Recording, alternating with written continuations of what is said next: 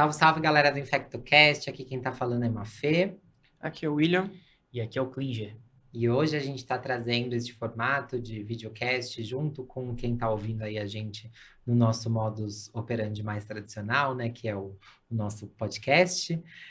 Para falar de um tema que envolve a infectologia, mas envolve outras especialidades também. A endócrina, a cirurgia vascular, a medicina de família, a clínica médica, que é o pé diabético infectado. A gente hoje está trazendo esse tema baseado no guideline que teve uma revisão agora em 2023 do IDSA, né, de pé diabéticos infectados, junto com um artigo que foi feito no final de 2023, trazendo o State of the Art Review para avaliação e manejo de infecções em pé diabético, tá bom? E aí, galera, como é que a gente precisa começar pensando em pé diabético? Bom, eu acho que a gente pode começar falando logo na introdução do artigo que os autores falam que o principal problema atualmente é menos a nossa falta de compreensão total do problema, mas a incapacidade de aplicar o que sabemos que funciona. Então, na prática, a gente vê que falta muitas das vezes o básico bem feito, né? Então, a gente fica querendo com a ideia, delírio de grandeza, pensando em câmara hiperbárica, em cimentos com antibiótico, em antibióticos novos, só que a gente não consegue desbridar, amputar, né, fazer o controle local da ferida. Então, não tem como a gente ficar... falta muito isso do básico bem feito. Eu acho que aqui a gente esbarra num primeiro problema, que é o fato de que esse paciente vai precisar de um acompanhamento multidisciplinar.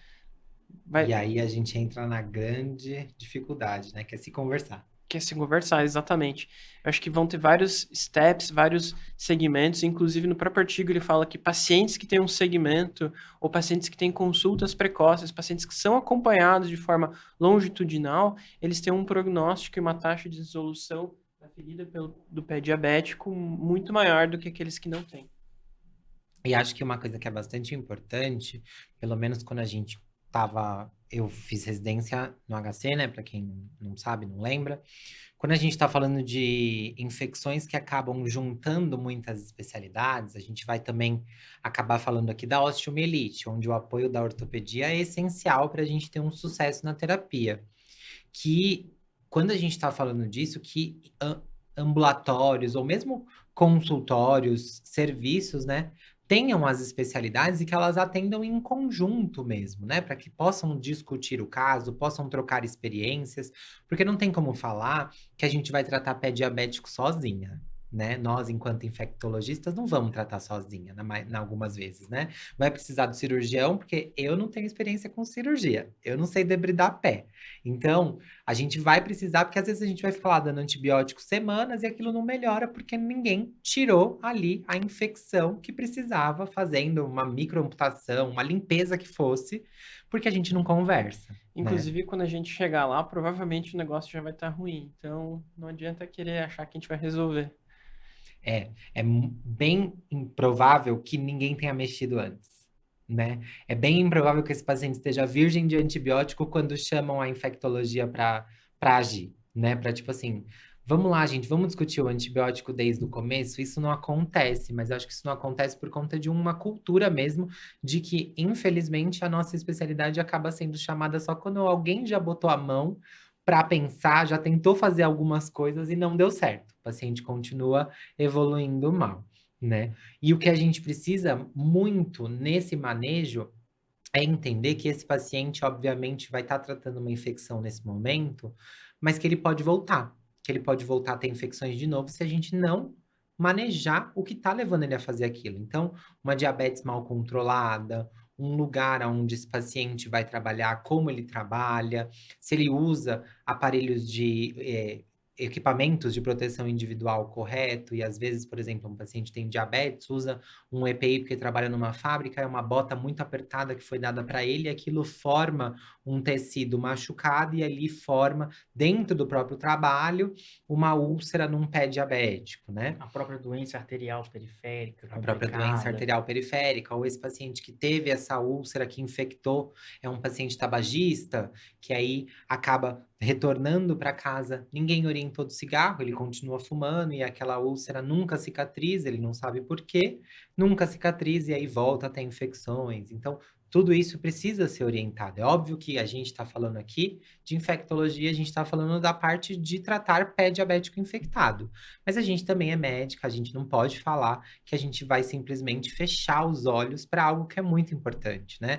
A gente precisa orientar pacientes a respeito de como se deu aquilo. Não chegou do nada uma infecção naquele pé, né? Então, acho que a gente falou aqui da importância, né, de se interpretar o paciente como um todo e do acompanhamento da necessidade. Num primeiro momento, quando o paciente chegou com uma ferida, a gente vai pressupor que isso é uma ferida de pé diabético, mas acho que no primeiro approach, a primeira coisa que a gente tem que fazer é diagnósticos diferenciais, então ter certeza que aquilo é uma ferida do pé diabético. Eu digo isso porque eu já tive casos que o paciente já tinha, inclusive, tido uma amputação no pé contralateral, pé esquerdo, e quando a gente começou a tratar, não melhorava, e foi investigando, e no final das contas, lá no começo da história, ele tinha pisado num coral, ele tinha um Mycobacterium marinum, que era um diagnóstico diferencial, inclusive, bem diferente. Exato. Eu também já tive um paciente com leishmaniose no pé, né? E que estava tratando com antibiótico, cuidado local, e aquela lesão cerada não melhorava. Então, existem os diagnósticos diferenciais, por mais bizarros que sejam. Sim, com certeza. Ainda mais a gente que vive num país tropical, né? Onde a gente tem diversos Exato. diagnósticos diferenciais, né? Onde, obviamente, o pé diabético infectado vai ser mais prevalente do que uma leishmaniose no pé, ou do que uma picada de Loxosceles, uma picada de um animal peçonhento. Mas mesmo assim, a gente precisa colocar isso dentro da nossa realidade, né? Não é só porque tem uma ferida no pé de uma pessoa diabética que aquilo é um pé diabético infectado, né? Perfeito. Acho que a partir do momento em que a gente consegue pensar nesse diagnóstico diferencial, a grande pergunta é: tá infectado ou não tá infectado, né? Porque a própria causa do pé diabético, uma insuficiência vascular periférica causada por causa do mau controle do diabetes, já pode levar a uma úlcera com um sinal flogístico, né? Um edema perilesional, uma estase venosa levando ali a um pouquinho de saída de uma secreção hialina, e alguém olha e fala: tá infectado, bora dar antibiótico. Mas existe um método para a gente poder avaliar, obviamente, uma classificação. E também tem o que a gente já faz na prática clínica, né? Quando chega uma infecção de pele partes moles, normalmente a gente vai olhar para a pessoa. Se a pessoa está sadia, não está apresentando sinais de gravidade, a gente tem um tempo. Diferente, por exemplo, se chega uma sepse de foco cutâneo. Aí eu já vou ter outra abordagem, né? Mas a partir do primeiro momento, normalmente a gente vai pedir exames que vão avaliar um hemograma para ver se tem leucocitose, ou uma proteína C reativa para avaliar se tem alguma alteração de PCR. E a partir disso, eu vou avaliar qual é o tratamento proposto para o meu paciente que está ali se apresentando. Porém, a gente também tem alguns scores que tentam colocar gravidades ou classificar dentro desse pé diabético, né? Um dos scores, que é o score da Sociedade de Cirurgia Vascular Americana, que é denominado com a sigla Wi-Fi, né? Na verdade, WIFI, que avalia o wound, que é a ferida, né? Isquemia, que é a isquemia local, e foot infection, que é a infecção do pé. E aí ele vai avaliar de acordo com cada uma delas e dar notas, classificar com um valor. Na parte da ferida, eu vou avaliar primeiro se tem ferida, porque se não tiver ferida, o meu score é 0.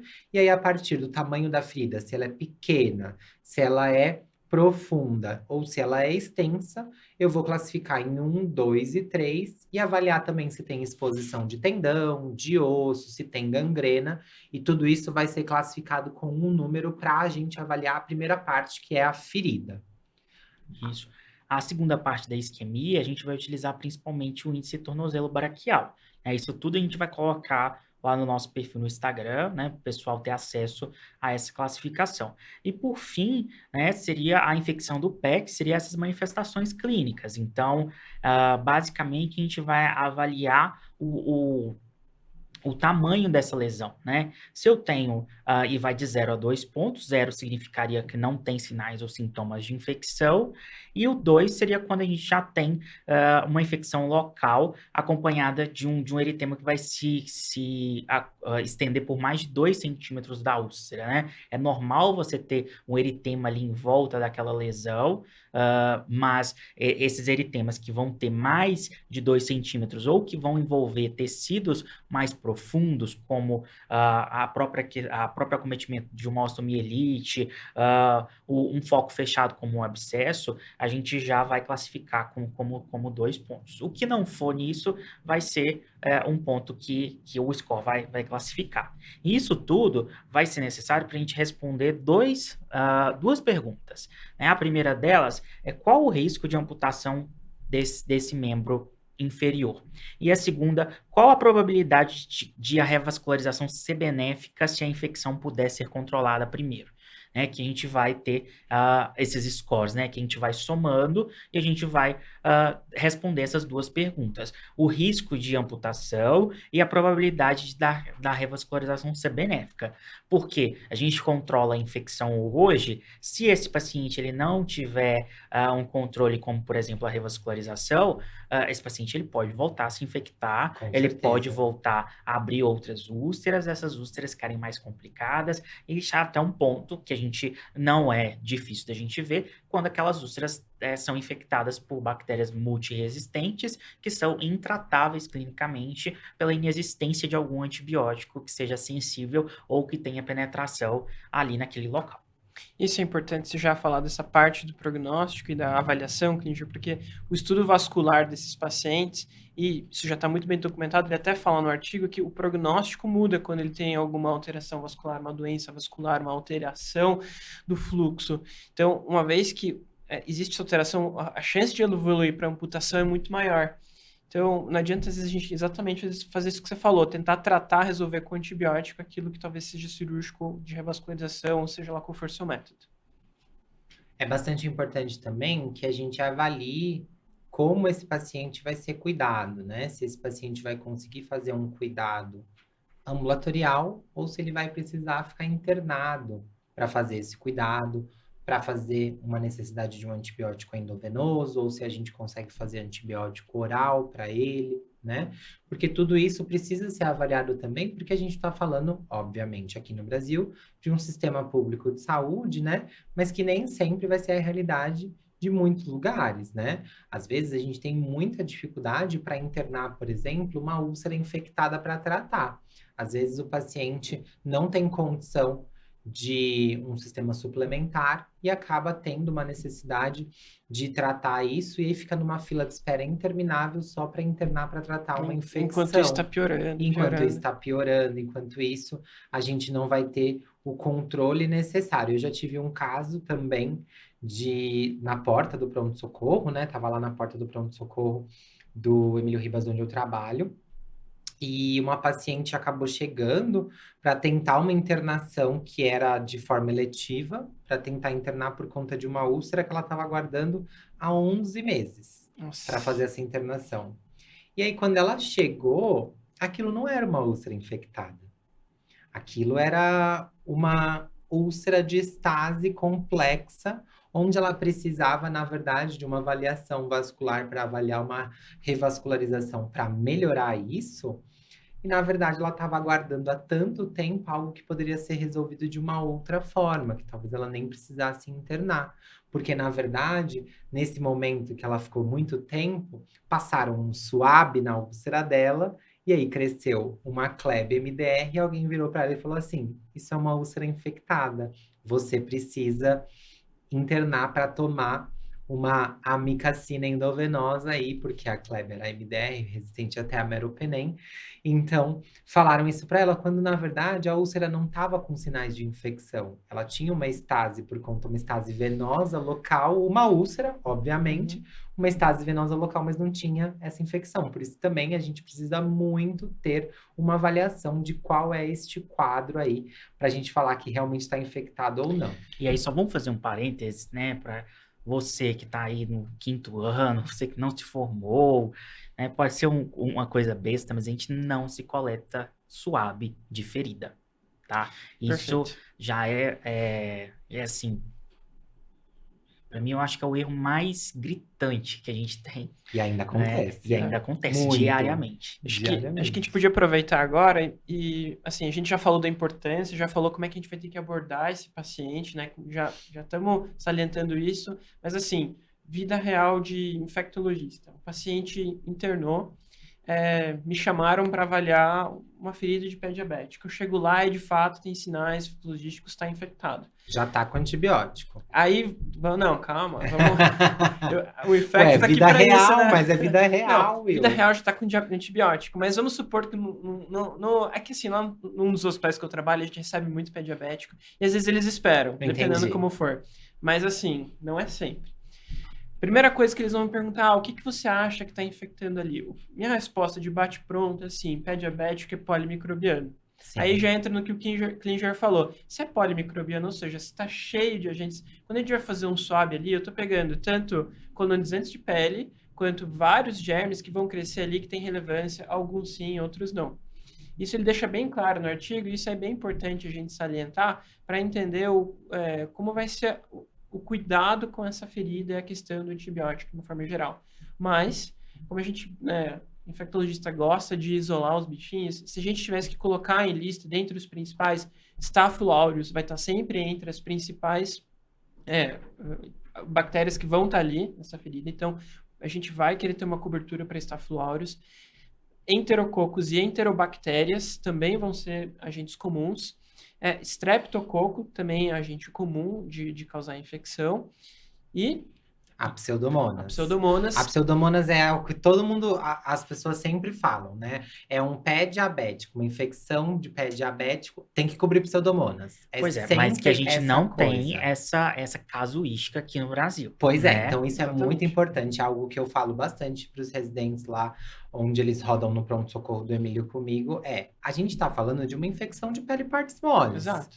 A principal colonizante de pele são gram-positivos. Então, a gente vai pensar principalmente em cobrir estáfilo e estrepto, que são os grandes agentes. Mas, como a gente está falando de infecções polimicrobianas, né, a gente vai ter que pensar nos gram-negativos também. Mas a pseudomonas, ela é um agente em que a gente não vai ter que pensar sempre. A gente vai pensar na pseudomonas quando? Quando eu tenho uma necrose extensa associada àquele pé diabético, junto de um acometimento de mais de um segmento, uma infecção de um paciente mais grave, um paciente que frequenta serviços de saúde. Já foi multi-experimentado com outros antibióticos. Que já foi muito experimentado com outros antibióticos, ou aquele paciente que é diabético e que, por ser diabético, ficou renal crônico dialítico e frequenta o serviço de saúde por conta não só de fazer diálise, mas também por conta de outras infecções de catéter ou por conta de outras coisas e precisou usar antibiótico. A gente não precisa utilizar o tratamento que tenha cobertura para pseudomonas na primeira linha de um paciente que chega com uma primeira vez de um pé diabético.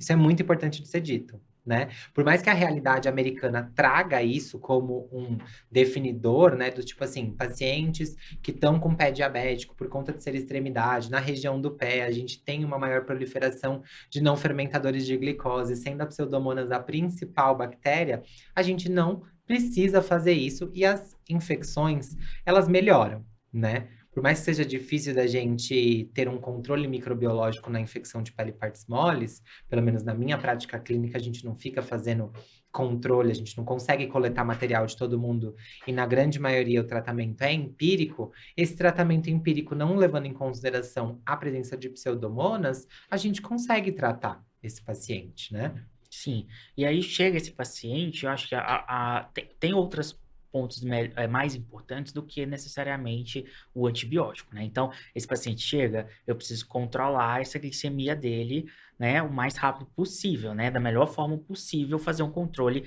glicêmico metabólico. Vou solicitar os exames. Vou avaliar a ferida desse paciente. Será que precisa de alguma limpeza? Será que precisa de um desbridamento? Será que esse desbridamento ele tem que ser mecânico? Ele pode ser químico? Porque isso daí é o primeira, mais importante do que o antibiótico, o desbridamento, a limpeza da ferida, ela é fundamental, ela é essencial. Até porque antibiótico, ele até põe isso no artigo, antibiótico não faz desbridamento de tecido desvitalizado. Então não adianta. Isso. Pode dar 1000 antibióticos, isso não vai se E o resolver. raciocínio aqui é muito simples, né? O tecido desvitalizado, ele é desvitalizado, ele é sem vida. Se ele é sem vida, eu não tenho como acessar mecanismos de defesa, células de defesa, vascularização, a ação do né? próprio antibiótico naquele local. Além de tudo isso, isso é um meio de cultura para favorecimento e crescimento de agentes e continuar a proliferação. Quando você tira aquele tecido, você melhora a circulação, você melhora a oxigenação daquele tecido, você tira esses micro-organismos, muitas das vezes gram-positivos, anaeróbios, enfim, polimicrobiano, e você consegue ter uma real noção do problema que você tem aí. Acho que tudo isso que você falou, Klinger, se resolve. Assim, tem uma frase que ele fala no artigo que assim eu achei muito forte. Ele fala assim: para o médico infectologista, como um clínico, faz parte dele saber, assim, chegar no paciente, saber avaliar, ter um approach no paciente como um todo, ver tudo isso que você falou. Caso contrário, ele fala assim: a gente vira apenas um sommelier de antibiótico. E é isso que a gente não pode se tornar, né? Uma vez como a gente é, assim, o médico está ali vendo o paciente, toda essa questão, a gente não vai só ajudar a escolher e marcar o xizinho ali em qual antibiótico ele vai tomar ou não. E aí um outro ponto importante é assim, o antibiótico, ele é prioridade? Ele é prioridade se o paciente estiver grave, né? Se ele já chegar com uma disfunção orgânica, se ele estiver, né, com alguma disfunção neurológica, rebaixado, hipotenso, com quadro de sepse, isso sim é prioridade para esse paciente. Agora, o paciente, ele já está com essa ferida aí, já tem 45 dias, chega no seu serviço, né? Bem, estável clinicamente, a gente pode esperar, entendeu? É a mesma coisa, eu gosto, tem endocardite subaguda, né? O paciente já está 3 semanas com febre e aí só porque vira uma massa ali, falam, agora a gente vai entrar com antibiótico, né? Não, calma, vamos colher hemocultura, vamos fazer as coisas direito, né? E aí, durante... um outro ponto importante é que exame de imagem não faria esse diagnóstico dessas lesões, né? O diagnóstico desse pé diabético, ele sempre tem que tá envolvido ali a coleta da cultura do material. Então, o cirurgião desbridou, fez a limpeza, né, tirou aquela área desvitalizada. Quando ele estiver no final de tudo, ele vai fazer a coleta de tecido profundo, vai fazer a coleta do material osso, da parte óssea que está exposta, para aí sim a gente ter um diagnóstico microbiológico de certeza e a gente poder orientar essa terapêutica. Acho que a gente pode aproveitar, deixa do que você falou e começar a falar sobre exame de imagem. Quando que precisa, quando não precisa e depois precisa de rotina ou não. Tá. E aí, quando a gente tem lá um paciente que chega com uma úlcera por pé diabético, é uma úlcera sem comprometimento profundo, é uma úlcera rasa, tem sinais de infecção, mas não tem comprometimento profundo, é a primeira vez que ele está tendo isso. Esse paciente, ele precisa de um exame de imagem? Provavelmente não, né? Provavelmente não, por conta de que a gente já sabe que ele tem um foco, que é aquela úlcera infectada, que ele tem fatores de risco para isso, por ele ser diabético, na grande maioria das vezes uma diabetes descontrolada, né? E que aquela úlcera não está afetando planos profundos. Então, a chance daquilo estar fazendo o que a gente mais vai buscar no exame de imagem, que é a principal complicação, que é a osteomielite, é muito mais difícil. Então, neste momento, eu preciso ponderar se esse paciente vai precisar de exame de imagem para avaliar aquele pé, aquele local ali propriamente dito. E aí, outra coisa importante, Mafê, porque o pé, né, você vê a quantidade de tecido, de músculo, de pele ali, ele tá muito próximo do osso, né? Sim. Então, você pega um paciente que tá com uma exposição óssea importante, né, a chance dali já ter um processo infeccioso, ela é enorme, né? Com toda certeza. Então, a presença de uma exposição acaba que esse diagnóstico da osteomielite, a gente vai considerar a osteomielite, né, na maioria das vezes.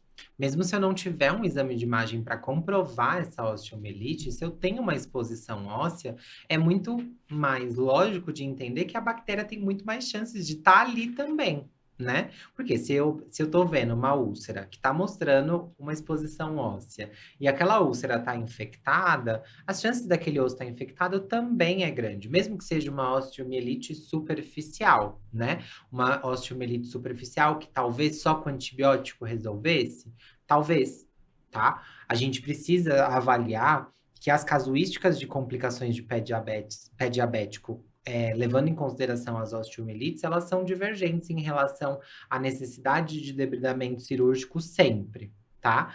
É óbvio que para a gente, enquanto infectologista, o que a gente sempre quer é que aquilo seja limpo, para que a gente consiga ver qual é o micro-organismo, né? Como o Klinger já falou, a gente nunca vai fazer swab de ferida, isso é algo que é proscrito, nem adianta trazer resultado que a gente não vai ler o que está escrito ali. Não, eu até proíbo nos hospitais que eu faço CCH, não faço swab de ferida. Mas tem lugar que coleta, Não, né? E aí acaba chegando, e o problema, na grande maioria das vezes, é convencer pacientes que estão com aquele resultado de cultura que aquela bactéria não vale de nada, né? Você fala, olha, essa cultura não serve. A pessoa fala, mas como? Cresceu um bicho aqui, você não vai tratar esse bicho?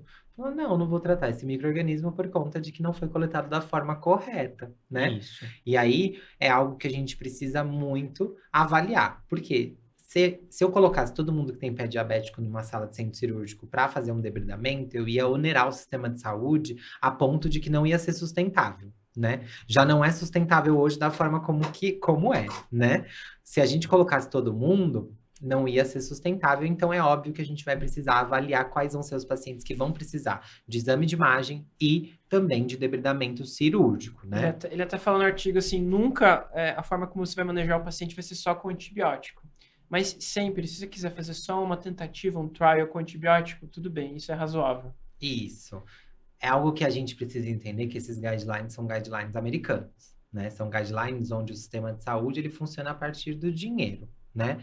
Então, é óbvio que a gente vai colocar o cenário ideal dentro de um guideline. Não tem como isso falar que, na verdade, a gente não vai fazer o cenário ideal dentro de um guideline da Sociedade Americana de Infectologia, né? Mas a gente precisa, sim, ponderar isso dentro do Sistema Único de Saúde, das localidades, né? Onde que a gente vai ter essa disponibilidade, né? Sim, e aí ele traz que o exame de escolha seria a ressonância magnética, por exemplo, né? Para fazer esse diagnóstico quando você tem dúvida, né?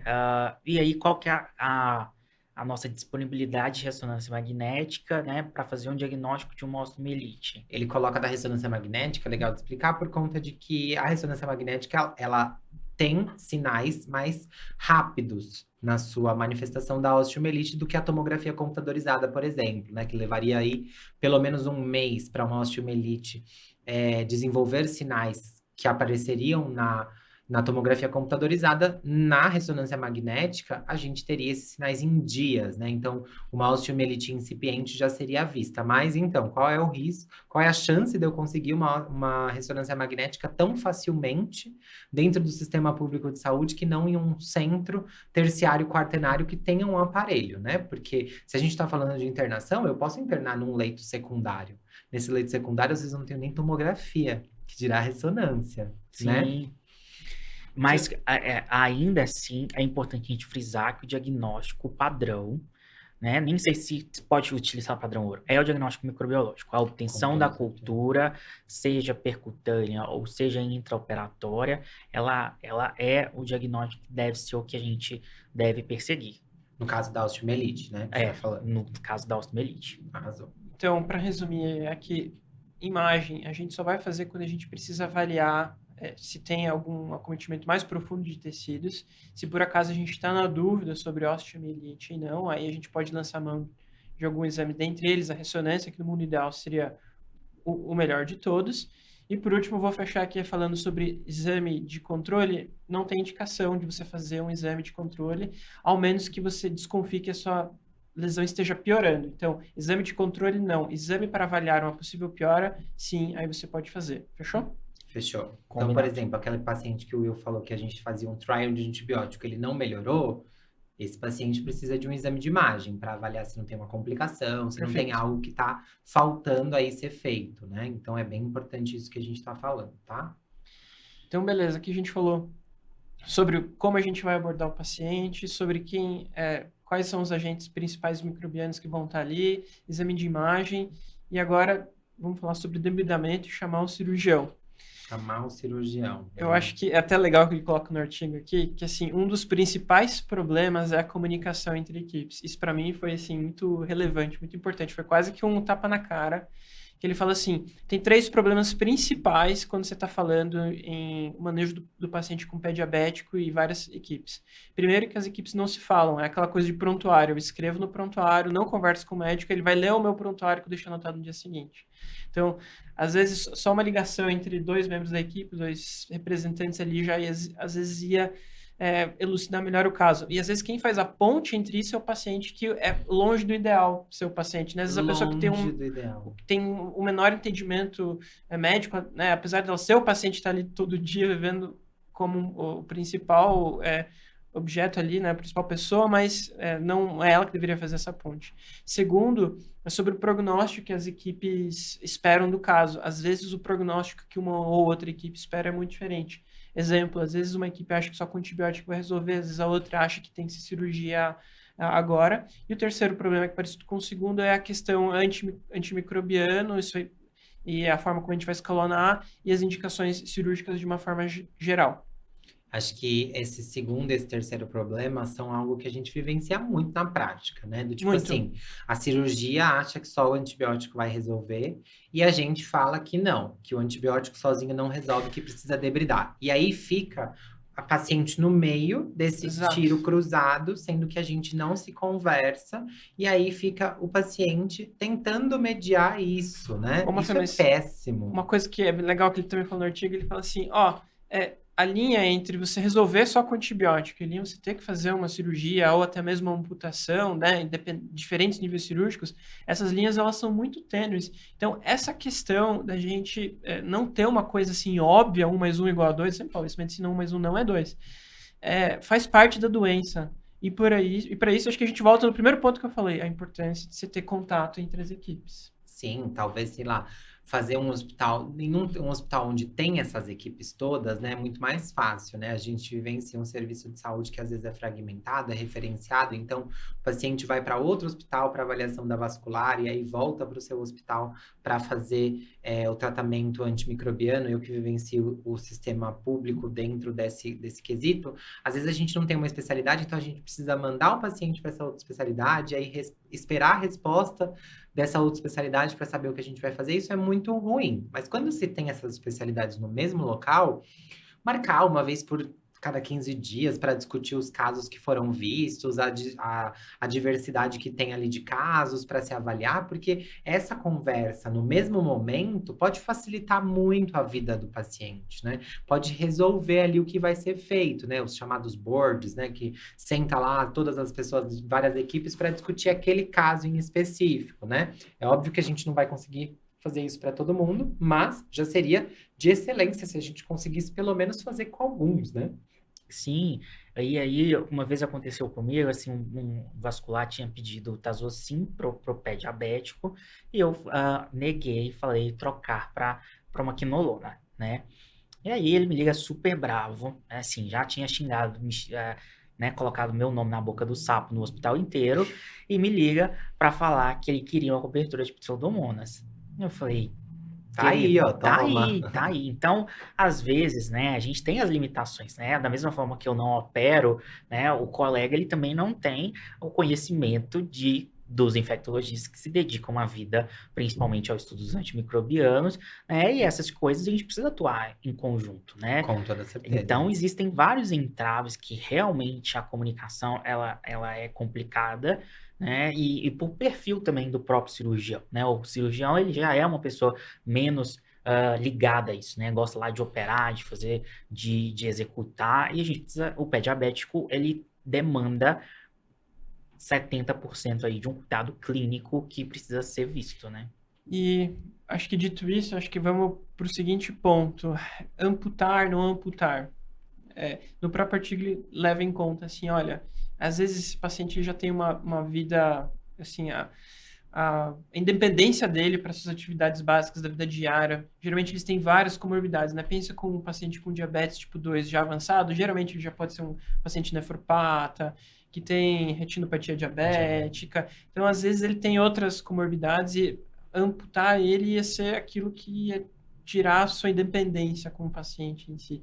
Então, sempre levar em conta o paciente como um todo, inclusive, é algo que tem que ser discutido com os pacientes. É extremamente comum. Às vezes, não tem mais resolução clínica, né? Não tem mais como ser um tratamento conservador. Às vezes, tem que ser amputado, às vezes, uma amputação mais extensa. E, às vezes, o paciente não aceita.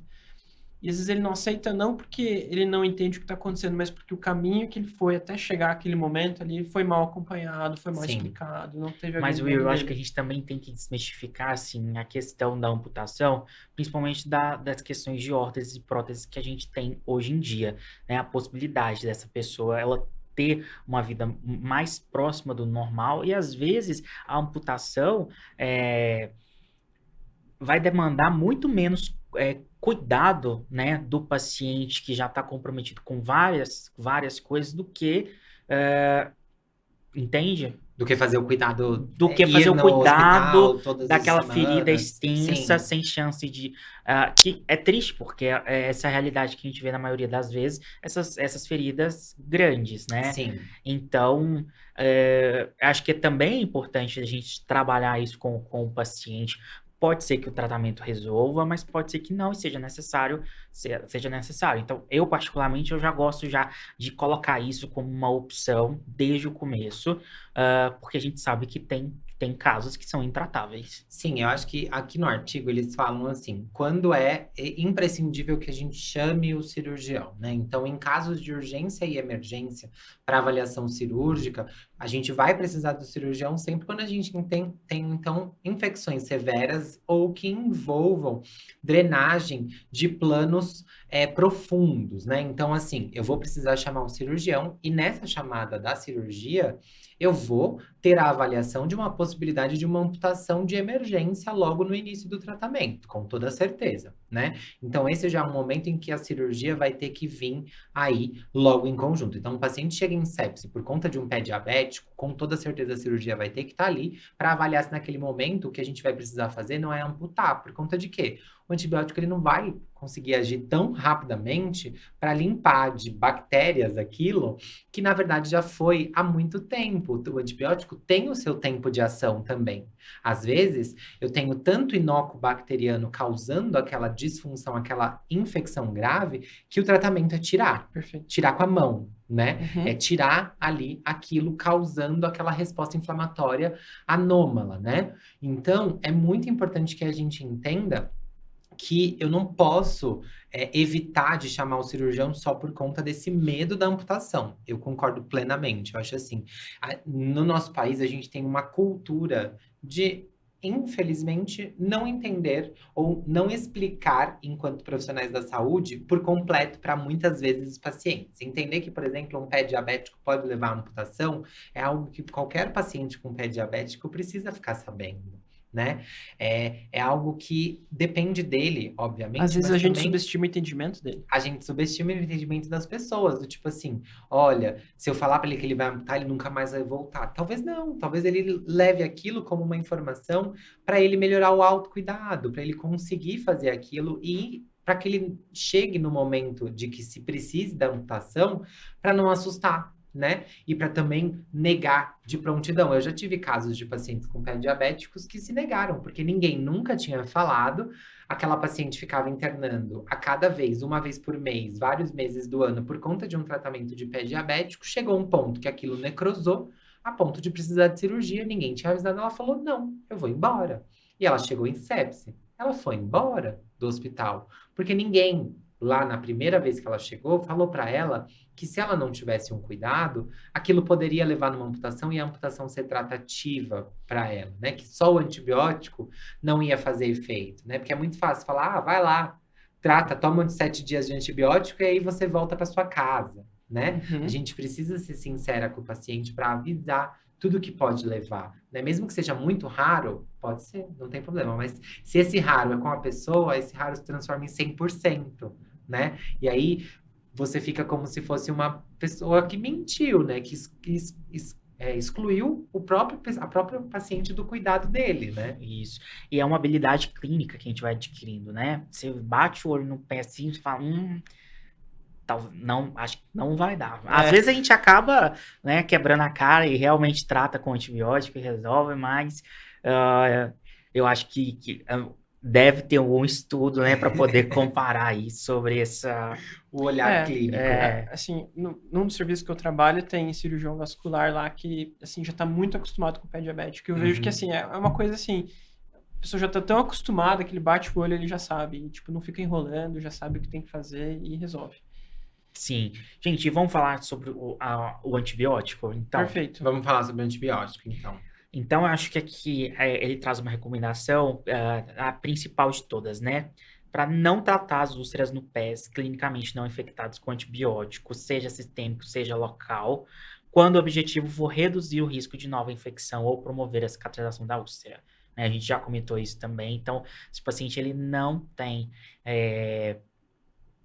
um pé diabético infectado, não é para usar antibiótico, seja profilático, seja porque você acha que está infectado. Antibiótico não é igual cicatricur, não? E aí, dos antibióticos... E aí, só para complementar, que assim, a gente tem que ter a noção de que o cuidado local, né, para mim, acho que foi uma das grandes coisas que eu aprendi, assim, porque eu também ficava indignado, acho que o pessoal que não é da nossa área deve ficar indignado também. Porra, mas você tá lá com uma ferida daquele tamanho, você não vai fazer nada, não vai fazer um antibiótico? O cuidado local, de você fazer o curativo, de você... Hoje existe vários agentes, né? Que existe a estomatoterapia que inclusive, depois a gente pode fazer um episódio sobre essas coberturas, sobre quais são as indicações, quando que eu uso isso, quando que eu uso aquilo. E é um mundo incrível que a gente consegue recuperar, revitalizar aquele pé, aquela úlcera, aquela lesão, de uma maneira...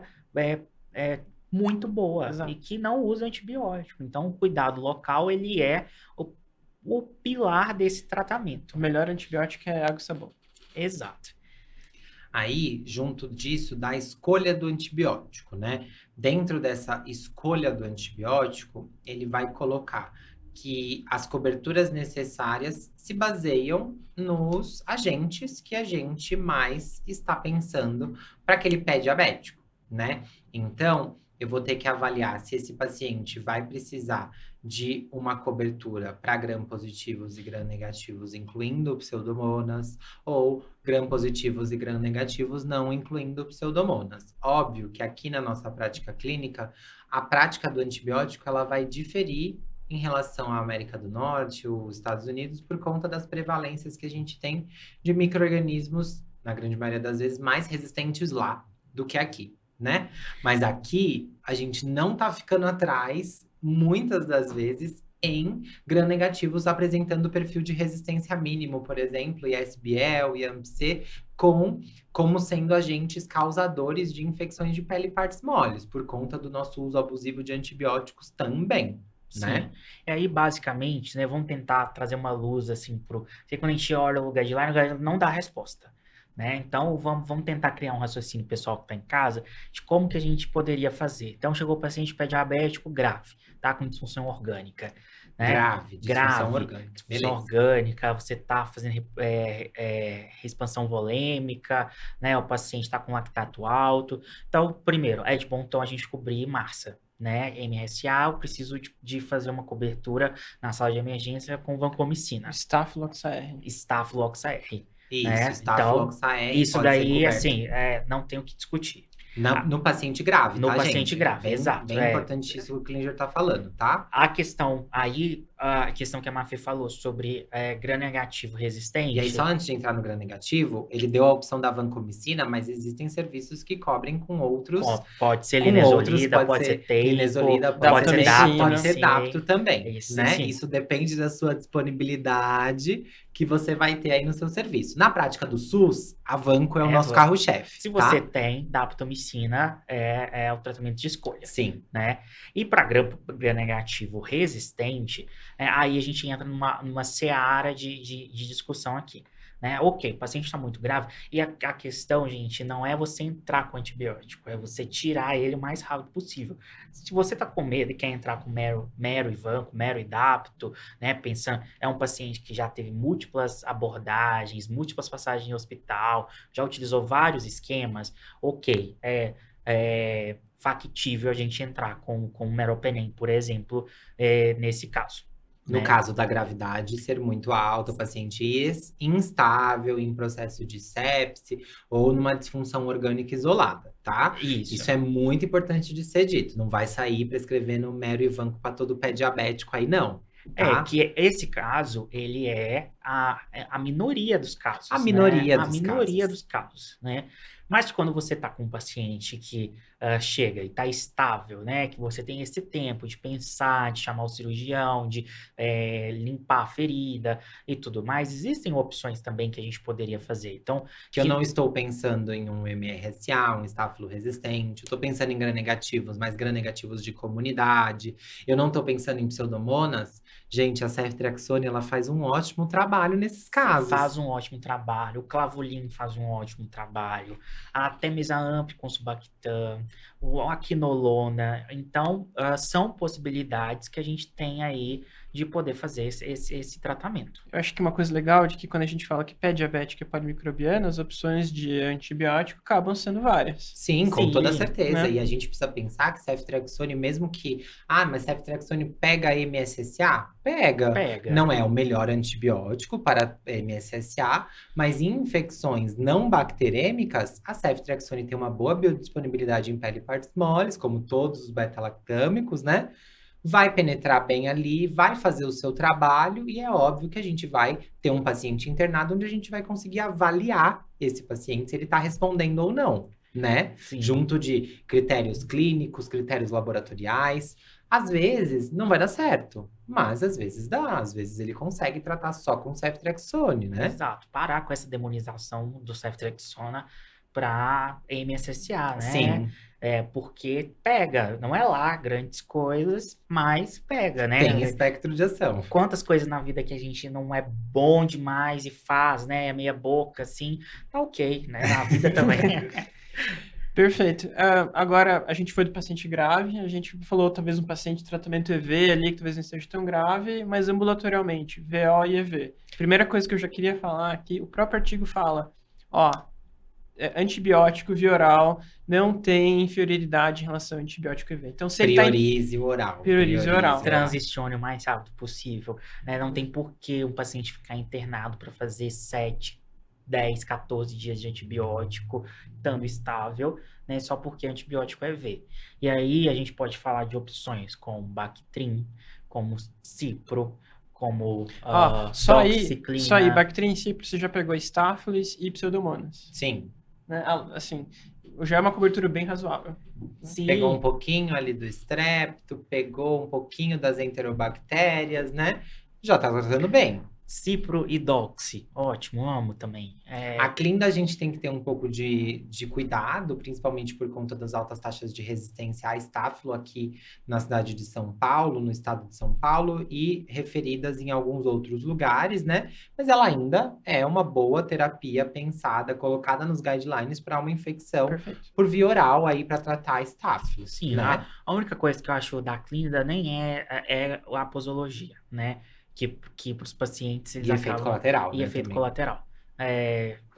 Mas é ruim, assim, nesse contexto. Mas Cipro, Bactrim, Doxy, dá para você brincar bastante e tratar quase tudo. Até mesmo a amoxicilina com clavulanato. Até mesmo a amox com clavulanato. A amox com clavulanato vai pegar o MSSA, vai pegar as enterobactérias, para o paciente que não tá ali frequentando o serviço de saúde, tem uma infecção local de uma úlcera pequena. Pode até pegar um enterococo ali, às vezes. Isso, é maravilhoso. Ótimo.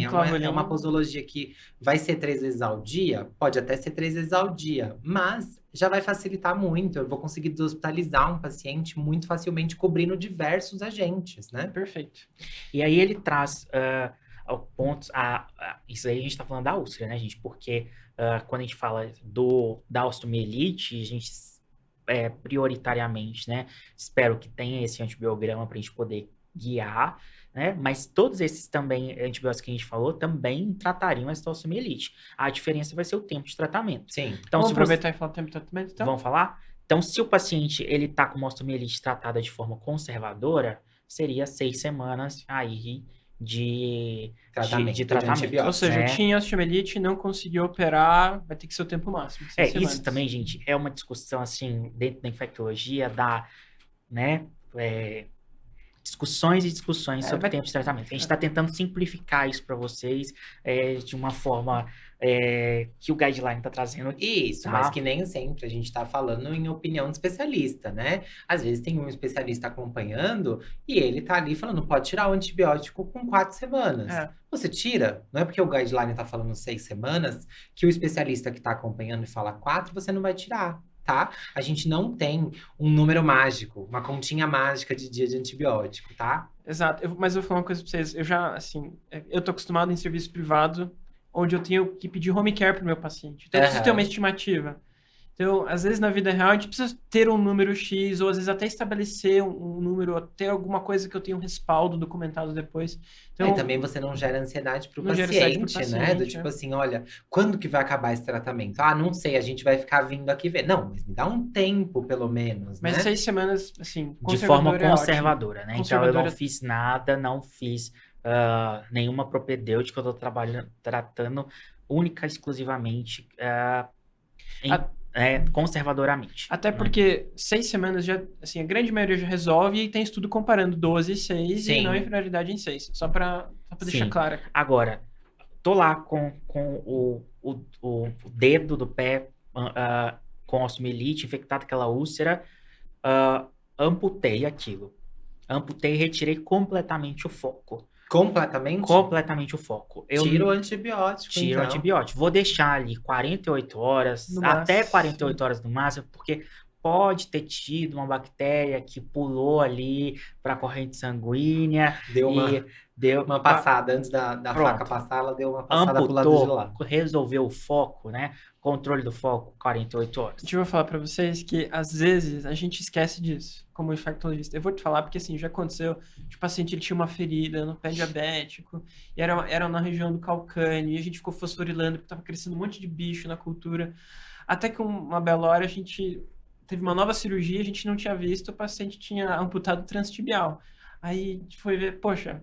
Não assim, precisa mais né? nada. Já foi. Esquece essa cultura. Aquela bactéria já tá no Já tá, no não, lixo. Já já foi, isso, já foi. é. E não mande o dedo podre pro laboratório de microbiologia esperar resultado, gente. Que Vai não- crescer. Vai crescer, vai crescer.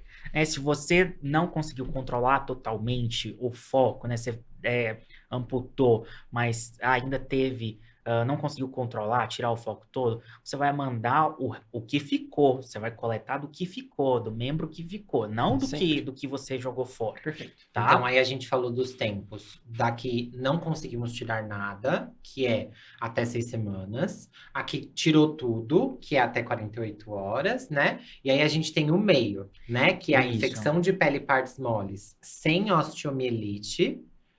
E aí, quanto tempo? Infecção de pele e partes moles. Infecção de né? pele e partes Você moles. pode tratar 7, 10, 10, 14. 21 dias. Aí a Só escolha pra do gente ter um freguês. número aqui, eu que gosto de fazer cartinha pro home care, no artigo ele coloca 10 a 21. Isso, Tá 10 a bom? 21. Geralmente resolve 10 a 21.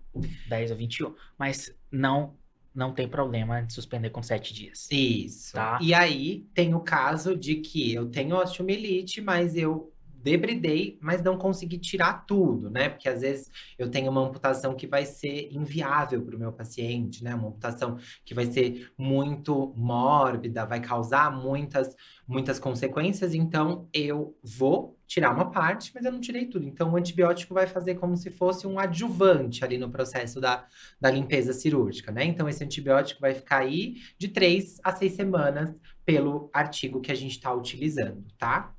Isso. E por fim, eu só queria comentar alguma coisa. Como que eu sei o critério de cura? E Esse aí? paciente fez? Essa é a grande pergunta que vale milhões, né? Porque uma das coisas que precisam ser respondidas é como e quando terminasse uma infecção de tecido mole, de osteomielite, ela foi resolvida. Mas normalmente a gente vai fazer essas 6 semanas de tratamento e a gente vai considerar, né, que eu tive uma recidiva com 6 meses após esse tratamento, tá? Se depois de 6 meses eu voltar a ter essa infecção, aí sim a gente vai levar isso em consideração. Bom, então a gente falou sobre. E aí, só por Vamos finalizar lá, as então, tem últimas mais coisas coisas, para falar. do cimento com antibiótico e da oxigenoterapia hiperbárica, né? No caso do pé diabético, ainda não há evidência que sustente essa recomendação. Boa, tá. Então, vamos fazer um apanhado de volta de tudo que a gente falou. Tem como colocarem aqui a imagem pra gente dar uma olhadinha. Essa é a imagem que o artigo traz, tá, galera? É uma imagem que traz alguns pontos pra gente sempre lembrar, ter na mente o que que a gente precisa fazer. Então, eu vou ali avaliar o primeiro, da esquerda, da coluna da esquerda. Eu vou avaliar a chamada do cirurgião na urgência para pacientes com abscessos profundos e gangrena. Esse é o papel do cirurgião na urgência, né? Ele vai lá, tem que chegar e tem que avaliar para debridar ou amputar na urgência, né? Depois disso, eu vou avaliar os antibióticos. Lembra que a gente falou? Nem sempre o antibiótico é necessário logo no início.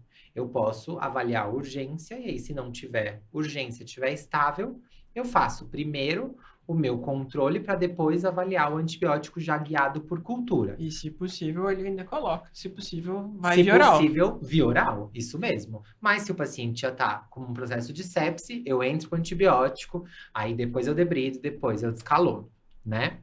Depois ali ele fala, como é um pé diabético, né? A gente vai precisar sempre fazer uma otimização dos níveis de glicose, né? Então, eu vou precisar controlar essa diabetes. Não tem como, né? O que mais ele fala ali? Ele fala a respeito da testagem não invasiva vascular, né? Então, avaliar o índice tornozelo braquial para avaliar se esse paciente precisa de uma revascularização, porque não adianta nada a gente ficar dando antibiótico para uma perna que não tem vascularização que leve esse antibiótico lá. Não tem como a gente tratar uma infecção em uma perna que não tem oxigênio para voltar a fazer fator de crescimento tecidual ali naquele local. Então, isso também precisa ser avaliado. Lá em cima ele coloca a Wi-Fi. escala, né? O Wi-Fi para a gente avaliar a gravidade dessa lesão.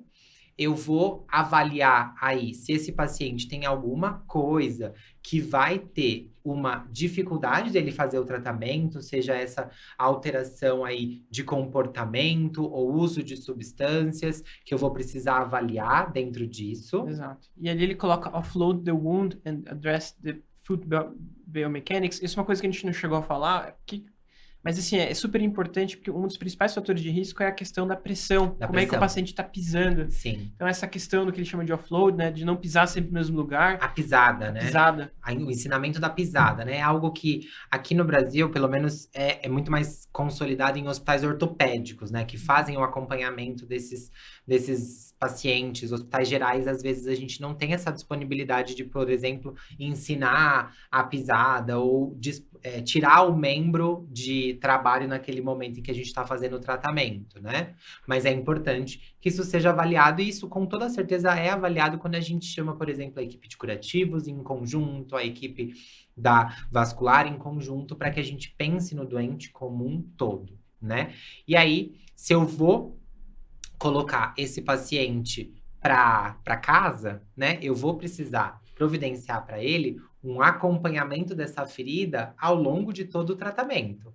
Eu vou precisar falar para ele que, claro, olha, você vai ter que fazer o cuidado dessa ferida, mas eu preciso disponibilizar isso, porque às vezes o paciente não tem dinheiro para comprar os materiais para fazer a limpeza daquela ferida e aquilo infecta de novo, né? Eu tinha uma paciente uma vez que ela tinha uma diabetes muito descontrolada, por conta de que ela tinha um problema de saúde mental bastante importante, né? E aí ela não conseguia utilizar calçado. Ela pisava no chão, do asfalto, descalça. E aquilo fazia com que ela, que tinha uma diabetes muito descontrolada, às vezes queimasse no asfalto. Então, a gente perdia ela não por conta do tratamento antibiótico, mas por conta de que a gente não conseguia controlar a outra parte dela, que era, por exemplo, os transtornos de comportamento, ou de ter um aparato social que fortalecesse aquela família de poder fazer o cuidado em conjunto. Não adiantava nada se eu desse daptomicina com meropenem para ela, entendeu? Ela não ia conseguir ser tratada, tá? E aí, ali embaixo, ele coloca algumas barreiras que são sempre importantes de serem pensadas, né? Como que o paciente vai se transportar para o serviço de saúde?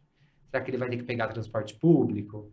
Será que ele vai ter uma pessoa que vai poder levar ele com um membro ali, sem fazer esforço, sem colocar o pé no chão? Ele vai poder sair do trabalho?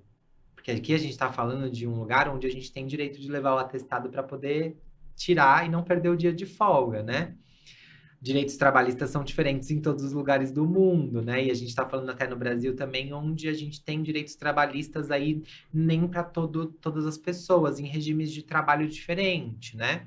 Se eu vou ter aí dificuldade de acessar o serviço de saúde, então áreas mais rurais, pensando para áreas mais metropolitanas, né?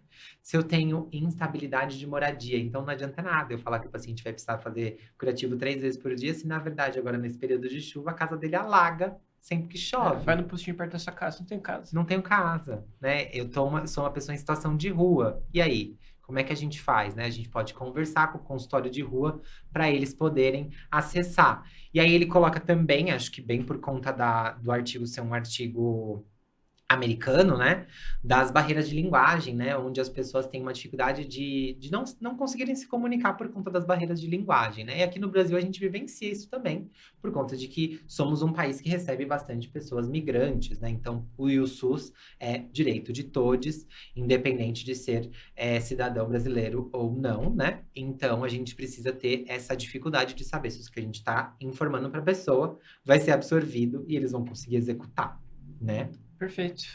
Bom, acho que falamos Acho que é bastante isso. do pé diabético infectado. É um tema que eu acho que a gente não tem muitas, como os outros episódios que a gente fala, tipo, faça isso, porque não tem uma fórmula de bolo, né? Uma fórmula mágica, né? A gente vai sempre precisar avaliar cada caso a caso. Mas acho que o que a gente trouxe vai trazer para vocês aí que estão escutando ou vendo a gente, formas muito mais fáceis de pensar nessas limitações e pensar nessas terapias antimicrobianas e no acesso do cirurgião e da cirurgia, do debridamento e da amputação aí no pé diabético infectado. Sim, e aí a gente vai deixar aqui, a Tefa tá devendo um episódio pra gente, né? Ela e o Edu, da Orto Infecto, estão convidados. Mandar um abraço pra doutora Adriana, que adora pé diabético também, uma querida. A musa do osso.